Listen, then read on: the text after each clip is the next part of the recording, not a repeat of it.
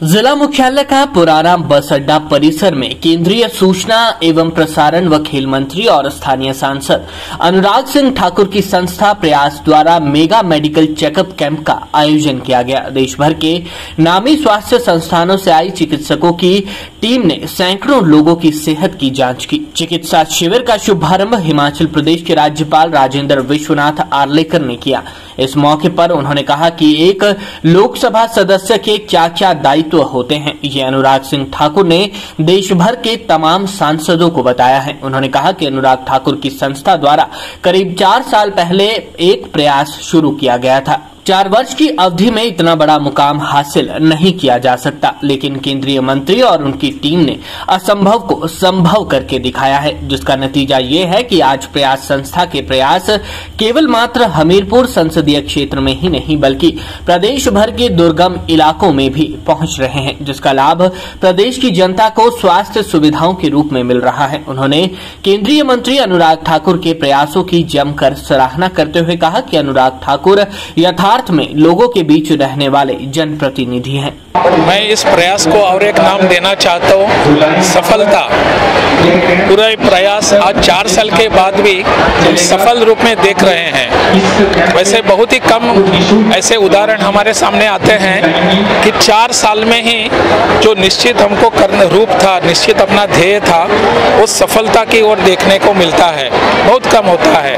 और अनुराग जी और उनके सभी साथियों ने मिलकर इस प्रयास को सफल बनाया है और इस सफल में ही उन्होंने जो जो प्रयास किए हैं, जो जो उनके सामने ध्येय हैं, वो सब दिखाई देते हैं।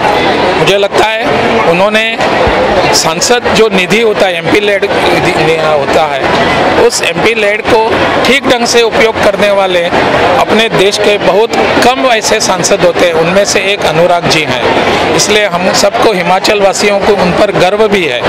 मुझे लगता है कि ऐसे प्रयास और सभी जगह होने की जरूरत है ताकि ऐसी स्वास्थ्य सेवाएं सभी लोगों को सफलतापूर्वक मिले। वहीं इस मौके पर केंद्रीय मंत्री अनुराग ठाकुर ने कहा कि संविधान निर्माता डॉक्टर भीमराव अंबेडकर की जयंती के अवसर पर 14 अप्रैल 2018 को प्रयास संस्था के माध्यम से 3 एम्बुलेंस के साथ संसदीय क्षेत्र की जनता को स्वास्थ्य सुविधाएं उपलब्ध करवाने की कोशिश की गई थी। हालांकि बीच में कोविड-19 की विकट परिस्थितियां भी झेलनी पड़ी, लेकिन इसके बावजूद प्रयास संस्था के प्रयासों को विराम तक नहीं लगने दिया। वर्ष 2018 में 3 एम्बुलेंस के साथ शुरू हुई स्वास्थ्य सेवाएं आज 32 एम्बुलेंस के साथ न केवल हमीरपुर संसदीय क्षेत्र बल्कि राज्य के अन्य संसदीय क्षेत्रों में भी लोगों को लाभ प्रदान कर रही हैं। अनुराग ठाकुर ने कहा कि इस प्रयास में प्रयास संस्था के तमाम सदस्यों ने अपना सर्वोत्तम योगदान सुनिश्चित किया है। उन्होंने कहा कि स्वास्थ्य सेवाओं को मजबूत करने का उद्देश्य एक ये भी है कि हिमाचल प्रदेश की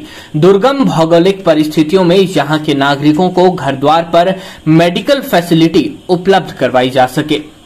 वहीं अनुराग ठाकुर ने आम आदमी पार्टी पर कटाक्ष करते हुए कहा कि हिमाचल प्रदेश में केजरीवाल का यूनिट पूरी तरह से तबाह हो चुका है। ऐसे में वे हिमाचल में सत्ता पाने के हसीन सपने देखना छोड़ दें। वहीं प्रदेश सरकार द्वारा हाल ही में राज्य के निवासियों को बिजली, पानी आदि में दी गई रियायतों पर विपक्ष द्वारा किए जा रहे हमले को लेकर अनुराग ठाकुर ने कहा कि भाजपा ने जब भी कोई घोषणा की है उसे यथार्थ पर उतारा है। प्रदेश सरकार की योजनाओं से विपक्ष बौखला गया है। हर घर हर द्वार अस्पताल एक प्रयास ऐसा शुरू किया था 14 अप्रैल 2018 को अंबेडकर जी की जयंती पर 3 गाड़ियों के साथ शुरुआत की थी कि गांव-गांव में जाकर स्वास्थ्य की सुविधाएं देंगे।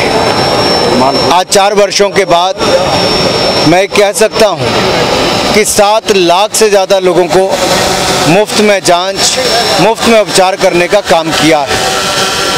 इससे लोगों के करोड़ों रुपए की बचत भी हुई है। अगर आप देखें, अगर इन 7.5 लाख लोगों को अगर पैसे देके उपचार करवाना पड़ता, जो उनका ट्रैवल पर, इलाज पर, जांच पर खर्चा आता, वो 25 से 30 करोड़ रुपए के लगभग होता।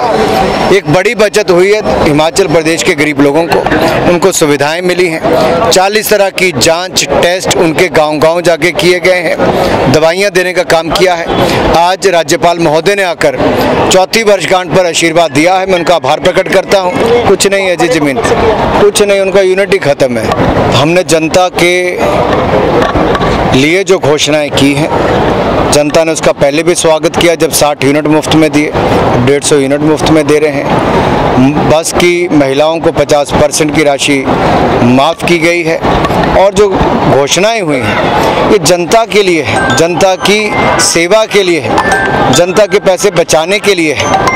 और मैं तो यही कहना चाहता हूँ, ऐसे प्रयास आगे भी जारी रहेंगे। हमने 5 सालों में भी अच्छा काम किया, आगे भी करेंगे।